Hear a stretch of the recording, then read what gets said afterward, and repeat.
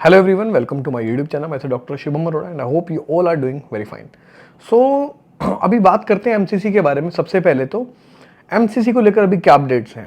तो आज मैं बता दूं एमसीसी के लिए जो है टाइम शेड्यूल है, जो डेट है वो एक्सटेंड कर दी गई है. चॉइस फिलिंग का टाइम वैसे ही एक दिन कल एक्सटेंड कर दिया गया था ऑलरेडी, जिसको जो आज चल रहा है टाइम पीरियड, लेकिन उसको भी एक्सटेंड करके 22 तक वो कर दिया गया है.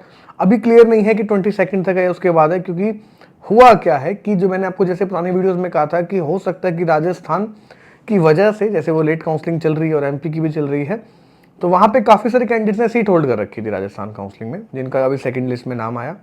तो लगभग 78 to 80 कैंडिडेट्स है जिन्होंने एमसीसी की सीट होल्ड कर रखी थी.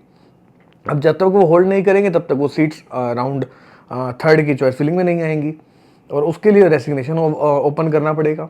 तो इसी को देखते हुए, इसी को रिव्यू करते हुए एमसीसी ने रेसिग्नेशन पीरियड और दोबारा से पोर्टल जो ओपन कर दिया है. तो कोई भी कैंडिडेट जिसने अभी रिज़ाइन करना चाहता है या करना चाहती है, जस्ट इन केस, तो आप अभी 22 ऑफ जनवरी तक आप 12 बजे तक ये है रेजिग्नेशन आप जो कर सकते हैं. इससे होगा क्या, सीट्स बहुत सारी अभी एड ऑन होकर आएंगी हमारी राउंड थर्ड में. ठीक है, तो आप चॉइस फिलिंग के पास आपके लिए एक और मौका मिल जाता है. आप पोर्टल पे चॉइस फिलिंग पे अपने जो है, लेकिन एक बार अभी जब रेसिग्नेशन कंप्लीट हो जाएगा उसके बाद मुझे लगता है कि नया सीट मैट्रिक्स आएगा और नई सीट्स ऐड ऑन होंगी. तो आप कुछ जो चॉइसेस आपके पास आएंगी तो आप तब एडिट करके उसको, जो अपनी जो नई चॉइसेस हैं वो आप फिल कर सकते हैं, ताकि आपके लिए और ऑप्शंस ब्रॉड होंगे और जो है चीज़ें और ज़्यादा स्मूथली प्रोसेस आगे होंगी. ठीक है, तो choice filling has been extended और अभी न्यू स्केड्यूल एक आना बाकी है, क्योंकि अभी ये नहीं क्लियर डेट आई कि चॉइस फिलिंग कब तक चलेगी. अभी सिर्फ यह है कि रेसिग्नेशन चलेगा. अगर रेसिग्नेशन चल रहा है 22 तक, तो आप मान के चलिए चॉइस फिलिंग 1-2 दिन और भी एक्सटेंड होगी. तो ऐसा मैं मान के चल रहा हूँ कि 24 तक आपकी जो है चॉइस फिलिंग चलने वाली है. So you have plenty of time. भी आप रिसर्च कर सकते हैं अपने लेवल पे भी बहुत सारी चीज़ें. ठीक है, अच्छा कुछ शिफ्ट के बारे में बात करते हैं और सीट होल्डिंग के बारे में भी बात करेंगे इस वीडियो में. सीट होल्डिंग को लेकर क्या अपडेट है. देखिए, जितना हम शिफ्ट लास्ट ईयर देख रहे थे, लास्ट ईयर कंपेरेटिवली अगर हम इस साल कंपेयर करें, जैसे राउंड 1 राउंड 2 में लास्ट ईयर में पॉजिटिव शिफ्ट था, बट हम सेम अगर कंपेयर करें लास्ट ईयर से इस साल के राउंड 1 राउंड 2 में, तो उतना पॉजिटिव शिफ्ट देखने को नहीं मिल रहा है. हालांकि राउंड 1 से राउंड 2 में पॉजिटिव शिफ्ट मिला, बट अगर हम लास्ट ईयर कंपेयर करें तो इतना पॉजिटिव शिफ्ट हमें देखने को नहीं मिल रहा है. रीज़न क्या है, क्योंकि रीज़न ये है इसमें कि मल्टीपल कैंडिडेट्स ने जो है बहुत सारे स्टेट्स में सीट होल्ड कर रखी है. अपने यूजी स्टेट में जो है वो कर रखी है सीट होल्ड. एमसीसी के अराउंड थर्ड तक में भी अभी तक होल्ड कर रखी है. तो इस वजह से वर्चुअल वैकेंसी में आप देख रहे हैं बहुत सारी सीट्स हैं अभी भी, और इसको देखते हुए काफ़ी सारे कैंडिडेट्स ऐसी उम्मीद लगा के बैठे हैं कि शायद हमें इस बार सीट मिल जाए. और हो सकता है कि वर्चुअल, और एक चीज़ मुझसे बार बार पूछी जा रही है कि हम क्लियर वैकेंसी भरें या वर्चुअल वैकेंसी फिल करें. आप दोनों कीजिए. हो सकता है वर्चुअल वैकेंसी वाली सीट अगर किसी उसको कैंडिडेट को नई अपग्रेड हो जाती है तो आपको वो सीट मिल जाए, तो आप जरूर फिल करें. और एक और एडवाइस है मेरी कि आप जितने भी, अगर आपकी लास्ट तक भी रैंक है 1.5 लाख है, 6 लाख है, डजेंट मैटर, आप चॉइसेस फिल करके जरूर करें, पार्टिसिपेट जरूर करें. अपॉर्चुनिटी आती है, हर बार आती है. इस भरोसे मत रहे कि हाँ 1,10,000 पे खत्म हो जाएगा तो हमें काउंसलिंग ही नहीं करनी. काउंसलिंग करें, हो सकता है कुछ हमें पॉजिटिव शिफ्ट देखने को मिले. ये तो कंफर्म है कि पॉजिटिव शिफ्ट देखने को मिलने वाला है इस बार राउंड थर्ड में, क्योंकि बहुत सारे कैंडिडेट्स हैं जो अब जिनको जो है सीट वो छोड़नी पड़ेगी या लेनी पड़ेगी, क्योंकि लास्ट राउंड राउंड थर्ड है. क्योंकि अगर उनको सीट मिल जाती है तो वो इन फ्यूचर स्ट्रे में पार्टिसिपेट नहीं कर पाएंगे, है ना, या उनको अपग्रेड नहीं होती है तब भी नहीं कर पाएंगे, और अपग्रेड हो जाती है तब भी स्ट्रे में पार्टिसिपेट नहीं कर पाएंगे. स्ट्रे में सिर्फ वही पार्टिसिपेट कर पाएगा कोई भी कैंडिडेट जिसको अब तक सीट नहीं मिली है. ये सिंपल सा रूल है. और कोई कैंडिडेट अगर स्टेट में जिसने होल्ड कर रखी है और राउंड थर्ड की उसको अलॉट हो जाती है और दूसरे स्टेट में फिर वो पार्टिसिपेट करता है, हो सकता है कि एमसीसी एक लिस्ट प्रिपेयर करे और वो आगे स्टेट्स को शेयर करे ताकि आप उसमें पार्टिसिपेट ना कर पाए. ऐसा हो सकता है. ठीक है, तो इन चीज़ों से बचना है. और ब्लॉकिंग अभी लार्ज अमाउंट पे चल रही है और बहुत सारे कैंडिडेट्स ऐसे हैं कि इस बार सेटल डाउन हो रहे हैं, जल्दी चीज़ों को अपग्रेड करते हुए दिख नहीं रहे हैं, स्पेसिफिकली फॉर डीम्ड और एनआरआई, जो मैं नोट कर पा रहा हूँ. एनआरआई में एक अपडेट आपको देना है. एनआरआई में हुआ क्या है, कल एमपी ने 78 कैंडिडेट्स की लिस्ट जो है पब्लिश करी है, जिसमें उन कैंडिडेट्स का नाम है जिनके डॉक्यूमेंट्स में कुछ ऐसा मिला है जिससे लग रहा है कि वो एनआरआई ऑथेंटिक नहीं है.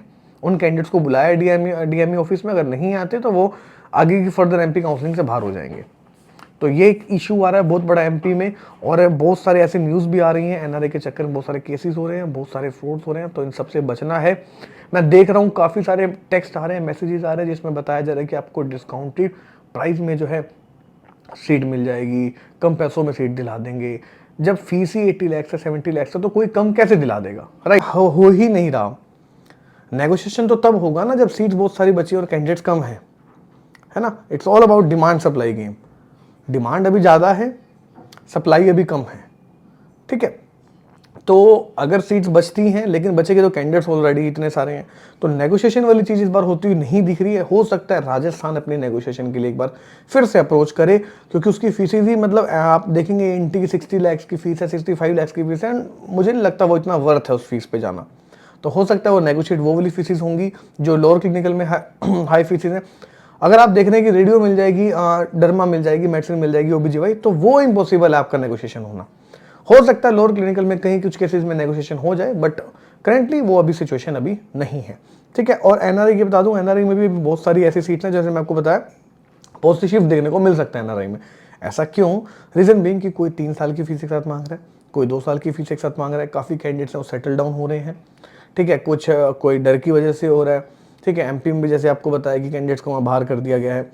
तो जो है कोई जो कहता है कि सारा अकाउंट एनआरई अकाउंट से ही लेंगे, कुछ कॉल जो मान जाते हैं आफ्टर डिस्कशन, कुछ मान जाते हैं, कुछ लिमिटेड अमाउंट ले लेते हैं बाहर के अकाउंट से, कोई नहीं भी लेता, तो ऐसा चल जाता है, होता है ये, ठीक है। इसमें आप हमारी हेल्प भी ले सकते हैं चाहे तो इस प्रोसेस में। और कोई पेड काउंसिल सर्विस भी लेना चाहता है, मैं बता दूं कुछ ही स्लॉट्स बचे हैं, ठीक है। उसके लिए स्लॉट्स अभी ओपन कर रखे हैं, चॉइस फिलिंग डेट एक्सटेंड है। आपकी प्रायोरिटी पे, आपकी रैंक पे बताएंगे क्या क्या चीज़ें मिलेंगी और कैसे आपको चॉइस फिलिंग करनी है, किस ऑर्डर में रखनी है, क्योंकि ऑर्डर आपका बहुत मैटर करने वाला है, उसी से आपको जो है इस बार सीट मिलने वाली है। तो उसके लिए आप चाहे तो हमारी गाइडेंस ले सकते हैं, मैं पर्सनली आपकी हेल्प करूंगा और चीज़ों को आपको समझने में और ज़्यादा मदद होगी, ठीक है। और अच्छी हो सकता है अच्छी ब्रांच मिल जाए, जो हम पहले मिल रही थी उससे अच्छी ब्रांच मिल सकती है, अच्छा स्टेट मिल सकता है, अच्छा स्टाइफंड मिल सकता है, बॉन्ड कम मिल सकती है, बॉन्ड पेनल्टी कम मिल सकती है, ठीक है। तो फ़ायदा मिलता है उन चीज़ों को, तो आप ले सकते हैं। स्लॉट्स कुछ ओपन है, मैं देखूँगा अगर आपके रैंक पे मुझे लगता है तो आई विल, ठीक है, I will get in to you and oh my counselling, ठीक है। मैं आपको काउंसलिंग में अपने अवेल करूँगा तभी, ठीक है। तो ये एनआरआई की बात हो गई। तो एनआरआई में कुछ हमें पोस्ट शिफ्ट लाइटली देखने को मिल सकता है। बहुत सारे स्टेट्स हैं जो एनआरआई पे जहाँ पे अप्लाई कर सकते हैं, जैसे कर्नाटका है एनआरआई में, लेकिन सीट्स कम बची हैं। वेस्ट बंगाल है, रजिस्ट्रेशन ओपन है। कर्नाटका का भी अभी रजिस्ट्रेशन चल रहा है, और साथ साथ अभी जो है डेट बढ़ाई गई थी डॉक्यूमेंट्स वहाँ पे आपके सबमिट होंगे, इस चीज़ का ध्यान रखना है। एनआरआई में से ज़्यादा मैनेजमेंट की सीट्स अभी वहाँ पे बची हैं। राजस्थान है 21 तक अभी जो चल रही है, रजिस्ट्रेशन चल रहा है, कर सकते हैं। एमपी में जो है अभी तक नहीं आया, थर्ड राउंड का कुछ भी अता पता नहीं है। और यूपी का 24 से जो आपकी चॉइस फिलिंग स्टार्ट हो जा रही है, लेकिन ये डेट एक्सटेंड हो गया ऐसा मुझे लगता है, ठीक है।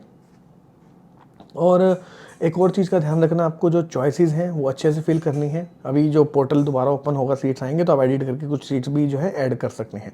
जो हमें दिख रहा था कि पोस्टी शिफ्ट आएगा 10 से 15 हज़ार का, हो सकता है वो ना आके 3 से 4 हज़ार का पोस्टी शिफ्ट रह जाए।